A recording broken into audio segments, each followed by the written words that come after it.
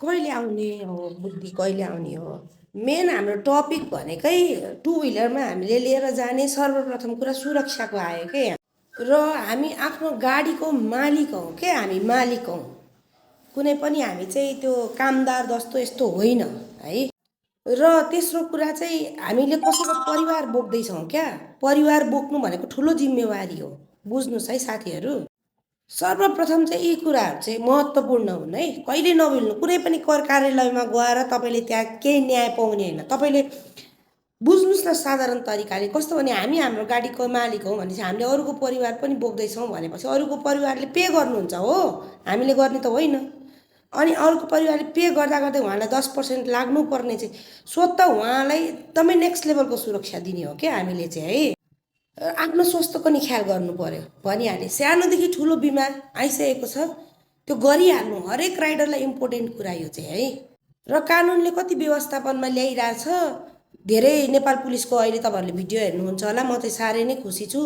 एकदम over speed गर्नेहरूलाई र ऱ्यान्डमली यत्तिकै भ्लग गर्ने भ्लगरहरूलाई जहाँ पाइ त्यहाँ रोक्दा यताउता गर्दाखेरि हामीलाई पहिला यिनीहरूले गर्दा धेरै असर पर्थ्यो। हामी टु व्हिलरले हामीले जहाँ पनि उनीहरूको कारणले गाली खानु पर्थ्यो क्या। अब चाहिँ नपरोस्, छुट्योस्, उहाँ र हामी छुट्टै हो भनेर हामी काम गर्ने व्यक्ति हौँ होइन। अरूको परिवारलाई सुरक्षित साथ लैजाने व्यक्ति हौँ। ठुलो जिम्मेवारी हामीमै हो है खास चाहिँ। अनि यी कुराहरू चाहिँ बुझ्न नसकेर सरकारले हामीलाई डाइरेक्ट दिँदै आफ्नै भेहिकल हुँदै चाहिँ हामी कुनै एप मार्फत गएर चाहिँ हात फैलाउनु पर्ने स्थिति अहिलेसम्म आइरहेको हो है।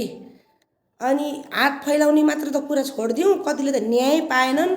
अब जल्दो बल्दो जिउँदै अब तपाईँहरूको पनि कतिजनालाई त म आफैले पनि भनिदिउँ, अब भन्नु त मन थिएन होइन। 9-10 लाख रुपियाँ पनि पारित नभइकन उपचार नहुने क्रममा हस्पिटल बस्नु हुँदाखेरि पुलिस प्रशासनले कुरा नसुन्दाखेरि धेरै हेल्प गरेको थियो हो।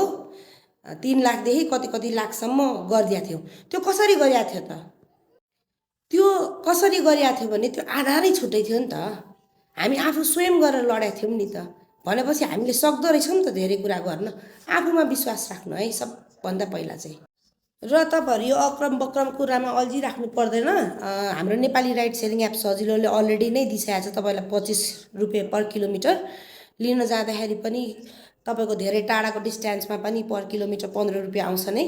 र क्यान्सल भएको अवस्थामा पनि उहाँहरूले भरपाई गरिदिनुहुन्छ। र तपाईँ अफलाइन राति गर्नुहुने व्यक्तिहरू हुनुहुन्छ भने पनि तपाईँ ठमेलबाट ट्रिप गर्दै हुनुहुन्छ, ललितपुर पुऱ्याउनु भयो, भक्तपुर पुऱ्याउनु भयो, ब्याक टु ब्याक अनलाइन मात्र भएर तपाईँ फेरि ठमेल नै नेक्स्ट ट्रिपको लागि जाँदै हुनुहुन्छ भने त्यो हिसाबमा पनि इन्सुरेन्स छ है।